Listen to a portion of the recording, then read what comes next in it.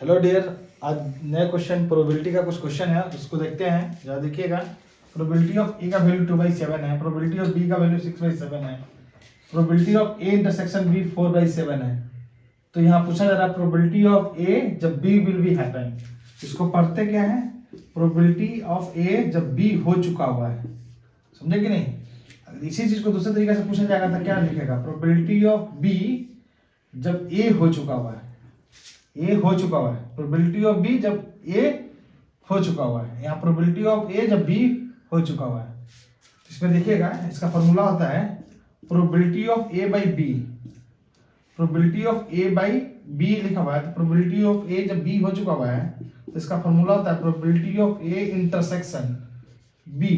इसको इंटरसेक्शन पढ़ते हैं बाई प्रोबेबिलिटी ऑफ बी हो जाएगा नीचे वाला, ठीक है ना।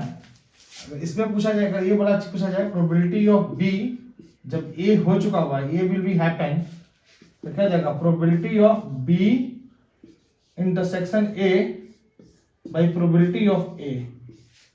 समझे?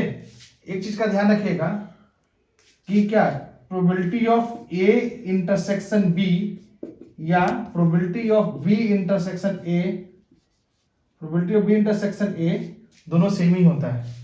इस सिंबल का मतलब होता है इंटरसेक्शन, इंटरसेक्शन, ठीक है। ये दोनों आपका क्या होता है? सेम होता है। देखिए इस क्वेश्चन को, ये प्रोबेबिलिटी ऑफ ए जब बी हो चुका हुआ है तो उसका फॉर्मूला ये होगा प्रोबेबिलिटी ऑफ बी जब ए हो चुका हुआ है। समझे कि नहीं?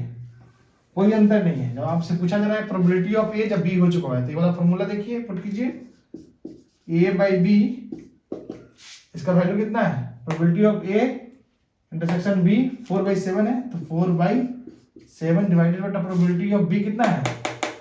6 बाई कितना जाएगा? 7।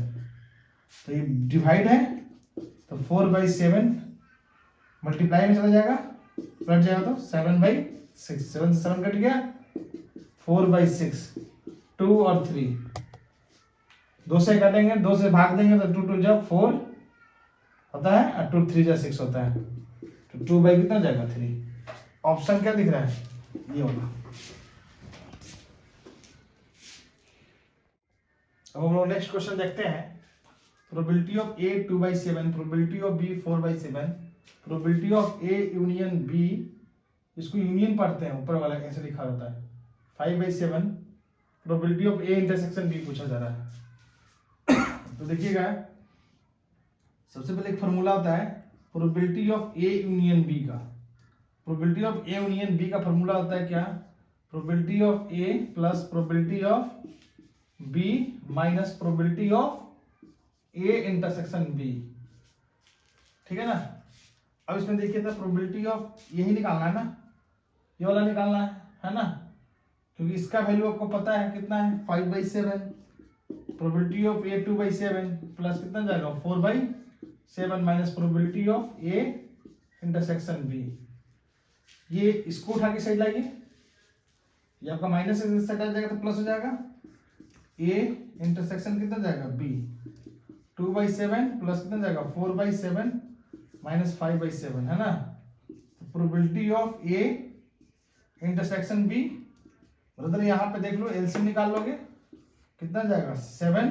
एलसीएम मतलब लसा होता है, इसको इससे डिवाइड करेंगे 2 प्लस 7 से डिवाइड करेंगे तो 1 आएगा, 1 इंटू 4 4 माइनस 7 से 7 को डिवाइड करेंगे कट जाएगा, 1 आएगा, ये 5। देख लो, सॉल्व कर लो इसको, 4 और 2 6 माइनस 5/7, 6 में से 5 जाएगा तो कितना हो जाएगा? 1, तो 1/7। देखिए ऑप्शन में कौन सा है? ये वाला है, इसको मार दीजिएगा। ये फॉर्मूला बहुत ही ज्यादा इंपॉर्टेंट है। आपको कभी ये डाटा दिया हुआ है, ये डाटा निकालने के लिए आपको पूछ रहा है, कभी ये डाटा दिया रहेगा, ये दिया रहेगा, आपसे ये पूछ देगा, तो ये फॉर्मूला याद कर लीजिएगा, आपका बहुत सारा क्वेश्चन इस पे सॉल्व हो सकता है। नेक्स्ट क्वेश्चन देखते हैं हम लोग। For the independent event a and b, probability of a is equal to 0.7, probability of b is equal to 0.6, then probability of A intersection b पूछा जा रहा है। देखो probability of A intersection b देखिए वो पूछ रहा है, तो इंडिपेंडेंट इवेंट के लिए तो probability of a into probability of b, यहाँ ध्यान रखिएगा इंडिपेंडेंट इवेंट के लिए probability of A intersection b पूछा जा रहा है, तो probability of a into probability of b, इसको इंटरसेक्शन पढ़ते हैं, इस सिंबल को इंटरसेक्शन, ठीक है ना। तो देखिए ये पूछा जा रहा है तो क्या कीजिएगा, प्रोबेबिलिटी ऑफ ए का वैल्यू कितना दिया हुआ है, देखिए तो 0.7 दिया है ना, 0.7 इंटू प्रोबेबिलिटी ऑफ बी का वैल्यू कितना दिया है 0.6, तो क्या हो जाएगा 7 6 जा 42, 7 6 जा कितना जाएगा 42, और कितना है डेसिमल के बाद पॉइंट कितना है, इसमें एक है और इसमें एक है, तो दो हो गया, दो के बाद पॉइंट लगा दीजिए, दिस इज द आंसर। कौन सा होगा 0.42, ऑप्शन डी।